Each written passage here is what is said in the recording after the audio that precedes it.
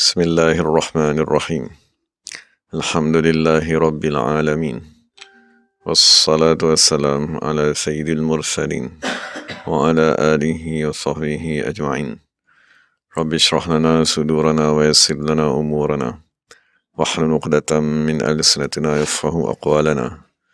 Thabbit aqdamana wa tammim taqsirana ya rabbana rabbal alamin.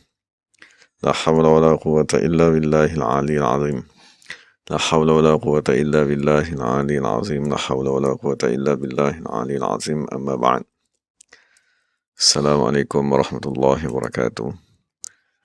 Bismillahirrahmanirrahim. Jadi alhamdulillah kita bersyukur kepada Allah Subhanahu wa taala dapat sama-sama dalam pengajian hadis 40 yang dikarang oleh Imam Nawawi radhiyallahu anhu wa nafa'ana bi'ulumihi wa ja'alana minal mukhlisina biqiraatih. Jadi kita masih lagi membincangkan hadis yang ke-15. Nabi Muhammad SAW bersabda, "Man kana yu'minu billahi wal yawmil akhir falyukrim jarahu." Terjemahannya, siapa yang beriman dengan Allah Subhanahu wa taala dan hari akhirat, falyukrim jarahu, maka hendaklah dia tadi memuliakan jirannya. Jadi dalam syarah dinyatakan falyuhsin ilaihi, hendaklah dia berbuat baik kepada jirannya. Pertama sekali bil bishri, dengan wajah yang gembira, wa talaqatil wajhi, dan wajah yang ceria. Jadi itu pertama sekali adab kita dengan jiran. Maksudnya jangan sekali-kali kita sentiasa bermasam muka ataupun memalingkan wajah daripada mereka. Dan waqala ba'dahu, setengah ulama berkata, husnul jiwar fi arba'ati asya'. Kejiranan yang baik tadi itu berlaku pada 4 perkara. Pertama sekali, ayyuwasiyahu bima indahu. Maksudnya kita berkongsi apa saja yang kita miliki. Maksudnya kesenangan, kesusahan, kewangan, makanan. Wa alla yatma'a fi mali jarihi. Dan jangan kita inginkan sesuatu yang dimiliki oleh jiran kita. Wa ayyamna'azahu anhu, dan kita menghalang kejahatan diri kita daripada jiran tersebut. Maksudnya jangan kita menyakitkan mereka dengan bunyi bising, dengan bau yang busuk dan seumpamanya. Wa ayyasbira ala adhiyatihi, dan kita kena bersabar sekiranya jiran tadi menyakiti kita. Dan diriwayatkan daripada Muawiyah ibn Haidah radhiyallahu anhu, dia berkata, hak jiran ialah sekiranya dia sakit, hendaklah kamu pergi menziarahinya. Dan sekiranya dia mati, hendaklah kamu mengiringi jenazahnya. Sekiranya dia ingin meminjam daripada kamu, hendaklah kamu memberi pinjam duit kepadanya. Sekiranya dia tadi melakukan kesilapan yang mengaibkan dirinya, hendaklah kamu menutup keaiban tersebut. Dan sekiranya dia tadi mendapat kebaikan, hendaklah kamu mengucapkan tahniah kepadanya. Dan sekiranya dia tadi timpa musibah, hendaklah kamu mengucapkan takziah. Dan jangan sekali-kali kamu meninggikan bangunan kamu melebihi bangunannya sehingga menghalang udara ke rumahnya. Dan jangan kamu menyakiti jiran kamu dengan bau masakan kamu, melainkan sekiranya kamu terima memberikan sedikit daripada makanan tersebut kepada mereka. Dan dalam satu riwayat yang lain, sekiranya kamu membeli buah-buahan, hendaklah kamu menghadiahkan buah tersebut kepada mereka. Sekiranya kamu tidak melakukan sedemikian, maka kamu masukkanlah buah-buahan dan makanan tersebut secara tersembunyi. Dan jangan kamu biarkan anak-anak kamu mengeluarkan buah-buahan tersebut, kerana perkara tadi akan menyebabkan anak mereka berasa sakit hati.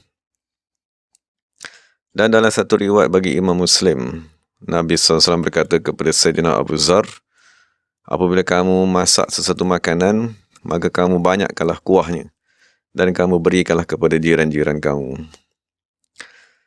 Jadi dalam syarah dinyatakan bahawa sesungguhnya lafaz jiran dia digunakan kepada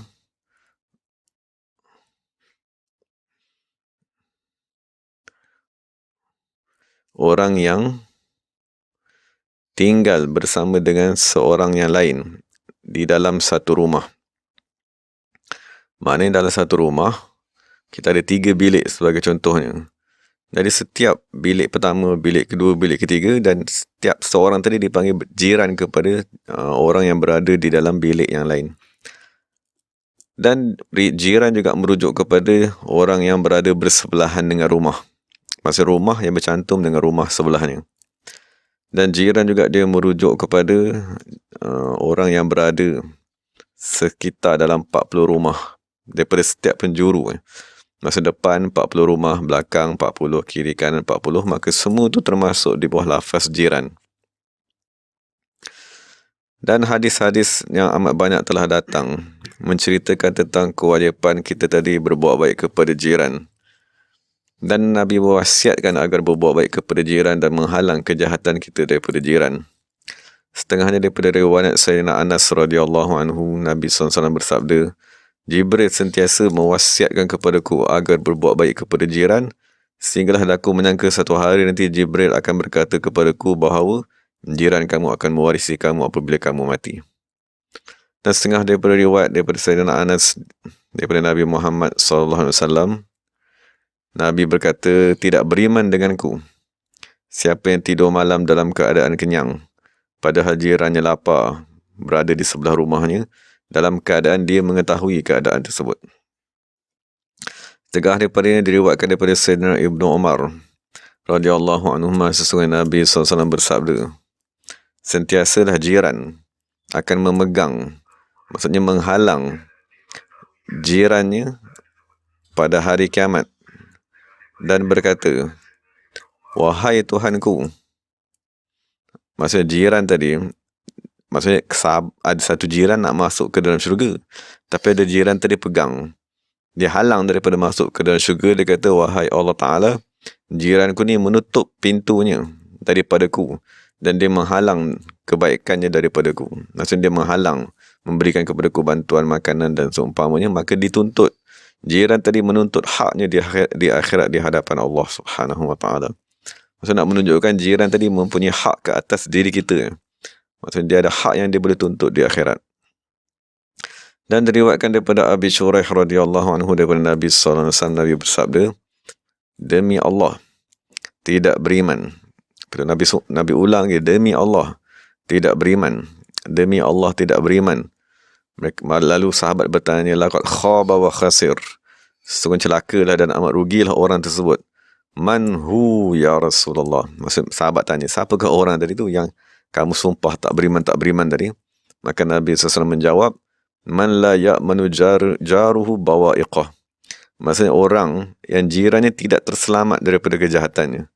Maksudnya jiran sentiasa terseksa dengan kejahatan diri kita, maka itulah manusia yang Nabi kata tidak beriman. Dan diriwayatkan daripada Nabi Muhammad SAW, Nabi bersabda, man aza jarahu faqad azani. Siapa yang menyakiti jirannya, maka sesungguhnya orang tadi telah menyakitiku. Wa man azani, siapa yang menyakitiku, faqad azallah. Sesungguhnya telah menyakiti Allah Subhanahu Wa Ta'ala. Wa minha, dan setengah daripadanya Imam Baihaqi meriwayatkan Nabi SAW bersabda, man ahabba an yuhibbahu Allah wa rasuluhu. Siapa yang suka agar Allah mencintainya dan Rasulullah juga mencintainya, falyasduqil hadis, maka adalah tadi bercakap dengan benar, jangan membiasakan lidahnya menipu, wal yu'addil amanata, dan adalah dia menyampaikan amanah, wala yu'zi jarahu, dan jangan dia menyakiti jirannya. Dan diriwayatkan satu orang lelaki datang kepada Nabi SAW mengadu tentang masalah jirannya. Maka Nabi SAW menasihatkan kepada orang tersebut, kuffa adhaka anhu. Maksudnya betul lah jiran tadi menyakitkan kita, yang mengganggu. Tapi Nabi menasihatkan kepada orang tadi, kamu hendaklah menghalang kejahatan kamu daripada jiran kamu. Wasbir ala azahu, dan kamu sabarlah atas segala perkara yang menyakitkan kamu, yang terbit daripada jiran tersebut. Dan akhir sekali Nabi menasihatkan, fakafa bil mauti mufarriqan. Memandailah kematian akan memisahkan kamu. Maksudnya sekarang ni kamu berasa terseksa dengan dia. Tapi seksaan tu tak lama. Kamu mati akan selesai. Ataupun dia mati, maka gangguan tadi akan berhenti. Dan diriwayatkan daripada Malik ibn Dinar, dia tadi mempunyai seorang jiran Yahudi. Lalu jiran Yahudi tadi memindahkan tempat mandinya, tandas ni, kepada dinding rumah yang ada Malik ibn Dinar di bahagian dinding tersebut. Maka dinding tadi pun runtuh. Maka masuklah kepada rumah Malik ibn Dinar tadi najis dan kotoran-kotoran. Dan Malik ibn Dinar tadi sentiasa membersihkan keadaan tersebut dalam masa yang lama, dan dia tak cakap apa sekalipun. Dan dia kekal dalam keadaan tersebut, dan dia bersabar dengan kejahatan ataupun gangguan daripada jirannya. Maka orang Yahudi tadi berasa amat marah dan bengang. Sebab dia kata, kenapa orang ni sabar sangat? Aku dah menyakitinya berapa lama pun, tapi dia tetap sabar. Dan akhir sekali Yahudi tu berkata, ya Malik, aku menyakiti kamu dan kamu sabar. Bahkan kamu tidak memberitahu pun kepadaku bahawa apa yang berlaku ni dalam masa yang lama, kerana aku mengganggu kamu, menyakiti kamu. Jadi Malik bin Dinar berkata, sesungguhnya Nabi Muhammad SAW mengajarkan kepada kami, Mazala Jibril yusini bil jar. Sesungguhnya sentiasa Jibril mewasiatkan kami untuk berbuat baik dengan jiran, sehingga aku menyangka bahawa Jibril tidak akan mewariskan jiran tersebut. Maka Yahudi tadi menyesal dan akhir sekali memeluk agama Islam di bawah tangan Malik ibn Dinar. Dan diriwayatkan daripada Sufyan As-Sawri radhiyallahu anhu, dia berkata, 10 perkara tanda seseorang tadi mempunyai hati yang keras, tanda seseorang yang punya hati yang mati, jauh daripada Allah Subhanahu wa taala. Jadi 10 tanda ni kita tengok satu-satu lah. Dia salah satunya berkaitan dengan jiran. Tapi yang lain tu kita boleh ambil panduan lah untuk diri kita. Pertama sekali, rajulun yad'u li nafsihi wa la yad'u li walidayhi wa la lil mu'minina wal mu'minat. Satu orang manusia yang dia berdoa, Allahumma gfirli, Allahumma arhamni, Allahumma hujburni. Maksudnya dia doa untuk diri dia sendiri. Tetapi dia tidak berdoa untuk kedua ibu bapanya. Dan tidak berdoa juga untuk orang beriman, lelaki dan perempuan. Maksudnya kalau kita nak doa, boleh doa Rabbi firli, kan? Tapi kita sambung, wali walidayya walil mu'minina wal mu'minat. Yang kedua, rajulun yata'allamul Quran wa la yaqra'u minhu fi kulli yawmin mi'ata ayah. Ni kedua, orang belajar Quran, menghafal Al-Quran, mempelajari Al-Quran, tapi dia tak baca pun Quran tersebut pada setiap hari 100 ayat. Yang ketiga, rajulun dakhala al-masjida, orang yang masuk ke dalam masjid, dan dia keluar daripada masjid tersebut walam yusalli raka'atain, tak sembahyang pun 2 rakaat. Maksudnya dia masuk masjid tujuannya nak jumpa imam ke, ada masalah, ada kerja dengan imam ke, ataupun nak ada mesyuarat ke, ataupun ada perjumpaan, ataupun ada majlis di dalam masjid ke, tapi masuk saja tanpa sembahyang walaupun 2 rakaat. Yang keempat, rajulun yamurru 'alal maqabir, orang yang melintas di tepi perkuburan, walam yusallim 'ala ahliha, tapi tak memberi salam kepada ahli kubur tersebut. Walam yad'u lahum, dan tak berdoa pun kepada ahli kubur. Itu tanda hati kita tadi keras, tak mempedulikan orang lain. Yang kelima, rajulun dakhala al-madinata fi yaumil jum'ah, maksudnya orang yang masuk ke bandar pada hari Jumaat, summa kharaja walam yusallil jum'ata, kemudian dia keluar tak sembahyang Jumaat. Ni keadaan lah, maksudnya di kampung yang tak cukup bilangan, maksudnya tak didirikan solat Jumaat. Tapi bila masuk ke bandar kan, yang bilangan manusianya ramai, tapi dia tak pergi juga menghadiri solat Jumaat. Yang keenam, rajulun nazala fi mahallatihi rajulun alimun walam yazhab liyata'allama minhu syai'an minal ilmi. Maksudnya satu manusia yang dia dapat berita ada seorang syekh yang alim datang singgah di kampungnya ataupun menziarahi kampungnya, dan dia tak pergi pun berjumpa dengan mana-mana guru tersebut untuk mengambil ilmu. Yang keenam, rajulani tarafaqa, 2 orang yang bertemu. Maksud 2 orang bertemu, maksudnya ada perjumpaan ke, meeting ke, ataupun apa segala tujuan, bertemu, walam yas'al kullu wahid minhuma an ismi sahibihi, tapi seorang pun tak tanya, kamu nama apa? Yang ini pun tak tanya, kamu nama apa? Maksudnya itulah tanda kesombongan. Maksudnya tak ingin pun berkenalan. Kerana berkenalan tu salah satu daripada tanda kita merendah diri. Tapi kalau kita tak pedulikan orang, itu tanda kesombongan. Yang ke-8, rajulun da'ahu rajulun ila dhiyafatin fa'ajabahu summa lam yazhab ila dhiyafah. Seseorang mengajak kawannya untuk jamuan, hidangan, makanan ataupun seumpamanya, dia kata, ya aku boleh datang. Tapi apabila sampai masa ni, lam yazhab, dia tak pergi pun menghadiri majlis tersebut. Dan yang ke-9, syabun yudayyi'u syababahu walam yatlubil ilma wal adab.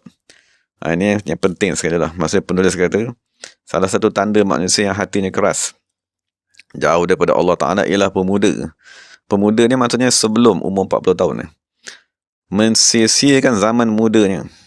Apa makna mensia-siakan tadi? Walam yatlubil ilma, tidak pergi menuntut ilmu. Wal adaba, dan tidak pergi menuntut adab. Ada adab dengan Allah, Rasul dan seumpamanya. Maksudnya ilmu ni kita maklum, pengajian syariat. Dan adab ni ialah pengajian tarekat. Wal asyar ni ke-10, yang berkaitan dengan hadis ni lah. Rajulun syab'an wa jaruhu ja'i'. Satu manusia yang kenyang, tetapi jirannya lapar. Wala yu'atihi min ta'amihi syai'an. Dan dia tak bagi pun daripada makanannya sedikit pun. Dan diriwayatkan daripada Imam Ahmad radhiyallahu anhu, dia berkata, wajib ke atas seseorang memberikan kepada jirannya apa yang jirannya perlukan daripada harta yang lebih di sisinya, yang tidak memudaratkannya sekiranya dia tadi mengetahui hajat jirannya. Jadi jiran ni dah lebih daripada adik-beradik lagi. Maksudnya kita wajib menjaga mereka dan bertanya tentang keperluan. Dan diriwayatkan juga daripada Imam Ahmad radhiyallahu anhu, dia berkata, hendaklah dia memulakan pemberian nafkah tadi pada dirinya dan orang-orang yang wajib dia tanggung, sekiranya ada lebih diberikan kepada orang yang lebih dekat rumahnya. Itu lebih utama, dia kata, daripada orang yang jauh. Kerana orang yang dekat dengan rumah tadi melihat apa yang masuk ke dalam rumahnya, apa yang dia bawa keluar, apa yang dia beli. Maka mereka tadi lebih, hatinya akan lebih tertarik, meminta, berbeza dengan orang yang jauh. Dan diriwayatkan daripada Sayyidina Aisyah radhiyallahu anha, dia berkata, aku bertanya, wahai Rasulullah, aku ada 2 orang jiran. Maka siapa yang aku nak beri yang lebih utama untuk aku berikan kepadanya hadiah? Maka Nabi SAW berkata, kepada mereka yang lebih dekat pintunya dengan pintu rumah kamu. Dan dalam syarah dinyatakan, disunatkan kita tadi mendahulukan yang paling memerlukan, khususan lebih-lebih lagi sekiranya mereka tadi mempunyai hubungan kerabat ataupun ibu tunggal yang mempunyai anak-anak yatim. Dan diriwayatkan daripada Jabir radhiyallahu anhu daripada Nabi SAW, jiran tadi dibahagikan kepada 3. Jiran yang mempunyai hak yang 1, itulah jiran yang paling asas sekali. Jiran yang mempunyai 2 hak dan jiran yang mempunyai 3 hak. 3 hak tadi adalah jiran yang paling afdal sekali. Adapun jiran yang punya hak yang 1 ialah jiran yang tidak beragama Islam. Jadi dia mempunyai hak kejiranan sahaja. Kedua, jiran yang beragama Islam, maka dia mempunyai hak jiran dan hak keislaman. Ketiga, jiran yang beragama Islam dan mempunyai hubungan kerabat, rahim. Maka dia tadi ada hak Islam, hak kejiranan dan hak hubungan kerabat. Dan dalam hadis Nabi Muhammad SAW dinyatakan, husnul jiwar imaratul diyar wa ziyadatul a'mar. Maksud sekiranya kita tadi berbuat baik kepada jiran, maka perkara tersebut akan mengimarahkan rumah kita sendiri. Maksud akan menyebabkan rumah kita tadi diturunkan rahmat dan nur daripada Allah. Wa ziyadatul a'mar, akan menambahkan umur seseorang. Kemudian dalam syarah dinyatakan, ketahuilah, sebagaimana kita tadi dituntut berbuat baik kepada jiran, yang antara kita dengan jiran tadi ada dinding rumah. Maksudnya, sememangnya lah rumah kita ada dinding dan rumah dia pun ada dinding kan. Jadi dalam keadaan kita tak nampak jiran tersebut dan jiran tadi tak nampak kita, kita dituntut untuk berbuat baik. Maka dalam syarah dia kata, maka lebih lagi kita dituntut untuk berbuat baik kepada 2 orang jiran yang tiada antara kita dan antara jiran tersebut apa-apa dinding penghalang. Jadi siapakah jiran tersebut? Jiran tersebut ialah 2 malaikat yang berada di kiri kanan kita. Maka jangan sekali-kali kita menyakitkan 2 malaikat tersebut dengan dosa-dosa yang kita buat sepanjang waktu. Kerana sesungguhnya telah diriwayatkan bahawa 2 malaikat tadi amat gembira sekiranya seseorang tadi melakukan kebaikan, dan kedua-dua malaikat tadi amat sedih sekiranya seseorang tadi melakukan maksiat. Maka hendaklah kita memelihara hak berjiran dengan 2 malaikat tersebut dengan memperbanyakkan ketaatan, menjauhkan diri daripada maksiat dan perkara-perkara yang menyalahi agama. kedua-dua malaikat tersebut lebih utama untuk kita muliakan dan kita berbuat baik kepada mereka lebih daripada semua jiran-jiran yang lain. Jadi itu perenggan kedua lah daripada hadis Nabi Muhammad SAW. Salah satu tanda seseorang tadi beriman, maka hendaklah dia tadi memuliakan jirannya. Yang terakhir sekali Nabi Muhammad SAW bersabda, "Wa man kana yu'minu billahi wal yaumil akhir." Siapa yang beriman dengan Allah Subhanahu wa taala dan hari akhirat, falyukrim dhaifahu. Hendaklah dia tadi memuliakan tetamunya. Sama ada seorang ataupun bilangannya ramai. Sama ada tetamu tadi kaya ataupun tetamu tadi fakir miskin. Sebab ni kita bincang ialah masalah tetamu, orang yang datang ke rumah kita. Dan salah satu cara memuliakan tetamu ni ialah dengan kita tadi menzahirkan wajah yang gembira dan berkata-kata dengan perkataan yang baik kepadanya dan membentangkan hamparan dan mendudukkan dia di tengah-tengah majlis dan memberikan dia tadi makan selama 3 hari dengan kadar kemampuannya, kemudian mengucapkan selamat tinggal kepadanya dengan lemah lembut. Dan dia kata hendaklah seseorang tadi berkhidmat kepada tetamunya dengan dirinya sendiri kerana mengikut perbuatan Nabi Muhammad SAW. Dan sesungguhnya telah diriwayatkan bahawa Nabi Ibrahim AS juga melakukan sedemikian. Dan begitu juga Khulafa Ar-Rashidun yang 4 dan Sayyidina Umar bin Abdul Aziz radhiyallahu ta'ala alaihim ajma'in. Dan ini hadis yang bahagian yang ketiga, dituntut agar kita tadi memuliakan tetamu. Dalam syarah dinyatakan dimakruhkan seseorang tadi membebankan dirinya. Kerana perkataan Salman radhiyallahu anhu, dia berkata Nabi Muhammad sallallahu alaihi wasallam mengarahkan kami untuk tidak membebankan diri, maksudnya memaksa diri dengan perkara yang kita tidak mampu untuk kita tadi hidangkan kepada tetamu. Bahkan kita dituntut untuk menghidangkan apa yang ada di sisi kita. Diriwayatkan dalam hadis Nabi SAW bersabda, jangan kamu membebankan diri kamu dan memaksa diri kerana tetamu, yang akan menyebabkan akhir sekali kamu tak suka kepada tetamu tersebut. Sesungguhnya siapa yang benci kepada tetamu, maka sesungguhnya dia tadi membenci Allah Subhanahu wa taala.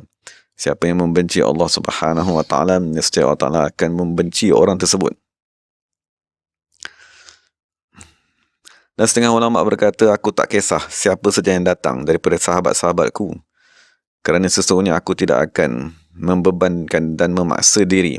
Apa saja yang ada di sisiku, aku akan hidangkan.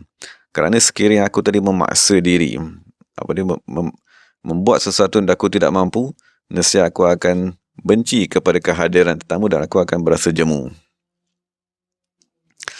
Jadi satu masalah diistilahkan sebagai takalluf. Maksud kita tadi memaksa diri lebih daripada kemampuan. Jadi setengah ulama salaf, dia mensyarahkan makna takalluf tadi ialah an tut'ima akhaka ma la ta'kuluhu anta. Apa makna kita tadi memaksa diri ataupun melampau dalam memuliakan tetamu? Maksud kita beri makan kepada mereka benda yang kita sendiri pun tak makan. Maksud dia kata bi antazida alaihi, kita lebihkan pada nilai dan kualiti barang tersebut. Maksudnya apa saja yang kita makan, itulah yang kita ajak tetamu kita makan. Itu setengah ulama mensyarahkan makna takalluf tadi. Dan itu adab yang pertama lah berkaitan dengan tetamu. Maksudnya jangan kita tadi membebankan lebih daripada kemampuan untuk mengelakkan kita tadi tak suka kepada tetamu. Dan yang nak dibincangkan dalam hadis ni, maksudnya dalam hadis daripada awal tadi, Nabi bagi tahu apabila seseorang tadi inginkan keimanan, sebab Nabi kata man kana yu'minu billah ni, maka dia akan diuji dengan 3 perkara ni. Maksud siapa yang inginkan keimanan, maka Allah Ta'ala akan mengujinya untuk bercakap perkara yang baik. Dan taklah dia tadi berhenti daripada bercakap perkara yang jahat. Dan macam kita dah bincang tadi, apabila kita tadi dah mula ingin mendekatkan diri, mencari keimanan, maka Allah akan menguji kita dengan jiran. Ada jiran yang berbuat baik, dan dalam masa sama Allah Ta'ala akan uji kita dengan jiran yang menyakitkan kita. Dan sekarang ni, sekiranya kita betul-betul ingin beriman, maka Allah akan menguji kita dengan tetamu. Jadi kita tengoklah, tetamu tu dia merangkumi semua. Orang yang dekat, orang yang jauh, orang dalam negara, luar negara. Jadi sekiranya kita tak didatangi dengan tetamu, maka itu tandanya beriman tadi belum berlaku lagi. Sebab sekiranya tanda orang beriman, Allah akan hantar tetamu kepada dia. Dan salah satu dinyatakan dalam syarah, hendaklah kita tadi menyegerakan, menghidangkan makanan kepada tetamu. Dan kita mulakan dengan menghidangkan buah-buahan sekiranya ada. Kemudian dia kata yang paling afdal sekali ialah kita menghidangkan makanan yang dengan lauk daging. Dan sekiranya dia setelah makan tadi tu dia membau dengan manisan, maka dia tadi telah menghimpunkan segala makanan-makanan yang baik. Tapi setengah ulama' dahulu mereka tadi menghidangkan ke semua makanan tersebut serentak.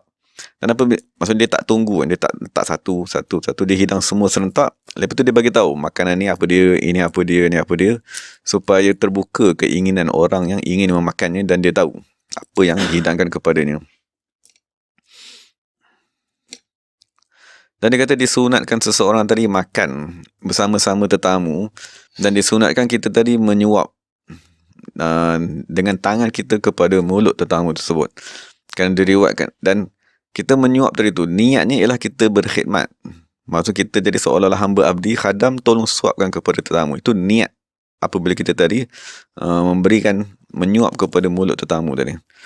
Daripada Sayyidina Huzaifah radhiyallahu anhu, dia berkata, satu ketika Nabi SAW menghidangkan makanan dan Nabi menyuap kepada sahabat-sahabatnya seorang-seorang dengan tangan mereka. Kemudian Nabi kata, Sayyidul qawmi khadimuhum. Penghulu kepada kaum tadi ialah khadam kepada mereka. Jadi maksud Nabi nak bagi tahu, kita buat dari itu dengan niat berkhidmat kepada mereka. Dengan sekali-kali kita beri makanan ataupun kita suap dengan kita niat, oh orang ni nak ambil keberkatan daripada tangan aku, bukan. Itu ialah salah sangka ataupun ujuk. Yang dikendaki ialah kita berkhidmat kepada tetamu. Daripada Sayyidina Abi Darda radhiyallahu anhu, daripada Nabi SAW, dia berkata, sekiranya salah seorang daripada tetamu kamu sedang makan, maka kamu suaplah dengan tangan kamu sendiri. Sekiranya seseorang melakukan sedemikian, akan ditulis kepadanya pahala berpuasa selama setahun dan bangun pada malamnya. Dan adalah salaf soleh amat gembira sekiranya tetamu datang. Dan mereka menganggap malam apabila tetamu tadi datang seperti malam raya. Dia maksud ke tetamu yang datang tidur di rumah kita. Dan diriwayatkan daripada Sayyidina Abdullah ibn al-Mubarak radhiyallahu anhu, dia tadi mempunyai seekor kuda yang digunakan untuk berperang berjihad di jalan Allah dan pergi menunaikan haji. Tiba-tiba datang kepadanya tetamu. Ulama-ulama datang dan dia tak ada apa yang nak dihidangkan. Maka dia tadi menyembelih kuda tersebut. Maka isterinya marah. Kenapa kamu sembelih kuda ni? Kita dah tak ada apa lagi dah kenderaan. Maka Abdullah ibn Mubarak mentalakkan isterinya. Kemudian datang kepadanya seorang lelaki. Maksudnya dah selesailah kisah hidangan makanan tu. Kemudian datang seorang lelaki. Lelaki tu berkata, wahai Syekh Abdullah ibn Mubarak, aku mempunyai seorang anak perempuan yang amat cantik. Maka aku kahwinkan kamu dengan anak perempuan tersebut. Maksudnya dia nikahkan. Kemudian dia menghantar, bapa dia tu menghantar kepadanya 10 ekor kuda sebagai kurniaan kepada Syekh Abdullah ibn Mubarak. Jadi kemudian Abdullah ibn Mubarak melihat di dalam mimpinya orang berkata kepadanya, sesungguhnya engkau telah menceraikan seorang perempuan semata-mata kerana kami, kan perempuan yang telah berumur yang tua, maka kami menikahkan kamu dengan seorang anak dara. Dan engkau telah menyembelih kuda kamu seekor kerana kami, dan kami menggantikan kamu dengan 10 ekor kuda yang lain. Dan diriwayatkan bahawa sesungguhnya orang yang pertama sekali yang menghidangkan makanan kepada tetamu dan seumpamanya ialah Nabi Ibrahim alaihissalam. Jadi Nabi Ibrahim digelar sebagai Abu Ad-Difan, bapa kepada tetamu-tetamu. Dia akan berjalan selama satu batu ataupun 2 batu mencari tetamu untuk dihidangkan makanan. Dan menghidangkan makanan, maksudnya kepada tetamu, ialah hukumnya sunat di sisi jumhur ulama seperti Imam Syafi'i, Imam Malik, Imam Abu Hanifah dan seumpamanya. Dan Imam Ahmad dan Lais ibn Sa'ad menghukumkan menghidangkan makanan kepada tetamu ni hukumnya wajib kepada orang Muslim yang bermusafir pada satu-satu kawasan. Wajib tadi kita menyediakan makanan kepadanya siang dan malam, maksud dalam tempoh 24 jam mengikut kadar kemampuannya, dengan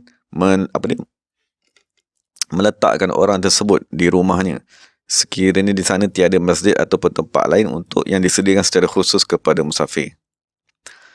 Dan perselisihan pendapat tadi ni maksudnya sekiranya orang tadi mempunyai harta yang lebih daripada keperluan dirinya. Adapun orang yang sememangnya tidak berkemampuan, maka tak wajib menyediakan makanan kepada tetamu. Maksudnya Jadi dalam Islam ni kita ada banyak musafir. Musafir untuk menuntut ilmu, musafir untuk berniaga, kan, musafir untuk pelbagai dengan tujuan. Jadi apabila kita melintas daripada satu kampung kepada satu kampung, orang dalam kampung tadi wajib mengetahui, ada orang tetamu, ada orang musafir sedang melintas kampung kita. Maka kita wajib menerimanya sebagai tetamu dan menghidangkan makanan kepadanya dan menyediakan tempat tinggal. Jadi itu yang dinyatakan dalam kitab ni. Dan dinyatakan juga tidak boleh, maksud tak sepatutnya tetamu tadi, maksudnya orang yang melintas di satu-satu kawasan duduk di dalam satu-satu rumah, tuan rumah tadi lebih daripada 3 hari. Kecuali sekiranya tuan rumah tadi meminta dia kekal dalam rumah tersebut dengan hati yang ikhlas. Dan apabila dia selesai 3 hari, maka hendaklah dia tadi beredar dengan hati yang baik. Dan sekiranya ada kekurangan daripada pihak tuan rumah, maka hendaklah dia tadi memaafkannya. Dan itu kesimpulan daripada hadis yang nak dinyatakan. Maksudnya menerima tetamu, menyambut tetamu. Tetamu tu bukan maksudnya kita ajak makan tengah hari. Kalau ajak makan tengah hari sekali balik, itu tetamu. Bukan dimasukkan dengan tetamu di sini. Tetamu ni maksudnya dia duduk bersama-sama kita sehari, 2 hari, 3 hari. Itulah tetamu yang dimasukkan. Dan itulah tanda kita tadi beriman. Maksud akan ada tetamu yang datang. Tapi sekiranya orang tadi tak mencari keimanan pun, dia tak berniat untuk mendekatkan diri kepada Allah, Allah pun tak hantar tetamu datang kepada dia. Sebab dia tak ada niat untuk mendekatkan diri. Maksud apabila dia nak beriman, barulah Allah Ta'ala hantar tetamu untuk dia tadi dikurniakan dengan fadilat memuliakan tetamu. Jadi sebagai penutupnya, penulis berkata, sesungguhnya hadis yang sedang kita bincangkan ini ialah hadis yang amat agung, yang terbit daripada segala adab-adab kebaikan. Hadis ke-15 ni, daripada hadis 40 ni. Setengah ulama berkata hadis ini ialah separuh daripada agama Islam. Kerana agama Islam ialah hukum hakam yang berkaitan dengan Allah Subhanahu Wa Taala ataupun yang berkaitan dengan makhluk. Jadi hadis yang sedang kita bincangkan ni memberi tahu kepada kita adab untuk kita tadi berhubung dengan makhluk. Kerana maksud daripada hadis ni, sesiapa yang sempurna keimanannya, maka dia tidak akan bersifat dengan lemah lembut dan belas kasihan kepada makhluk Allah Subhanahu Wa Taala. Tanda pertama sekali kita belas kasihan kepada makhluk ialah kita menasihatkan dia dengan lidah. Itu sebab pertama sekali Nabi kata, man kana yu'minu billah falyakul khairan. Siapa yang beriman dengan Allah Taala, dia akan bercakap dengan percakapan yang baik. Maksudnya pertama sekali menasihat diri dia sendiri. Kedua, menasihat isterinya. Ketiga, menasihat anak-anaknya. Itulah percakapan yang baik tadi. Kan maksudnya nafsu dia akan menghalang kita daripada pertama nak menasihatkan orang di bawah jagaan kita pun kita tak akan buat. Kerana nafsu tadi menghalang. Betul Nabi kata pertama sekali, tanda keimanan ialah dia belas kasihan kepada orang yang berada di sekeliling dengan menasihati mereka sekiranya mereka tadi melakukan kesilapan. Dan yang kedua, belas kasihan kepada jiran yang sentiasa berada di sebelah rumahnya. Dan yang ketiga tadi, belas kasihan kepada tetamu yang datang melintas di kawasannya. Hadis diriwayatkan oleh Imam Bukhari dan Imam Muslim. Jadi moga-moga Allah Subhanahu Wa Taala memberikan kefahaman kepada kita dan memudahkan kepada kita untuk beramal dengan hadis tersebut. Dan segala yang baik daripada Allah Subhanahu Wa Taala, segala salah silap itu daripada diri saya sendiri.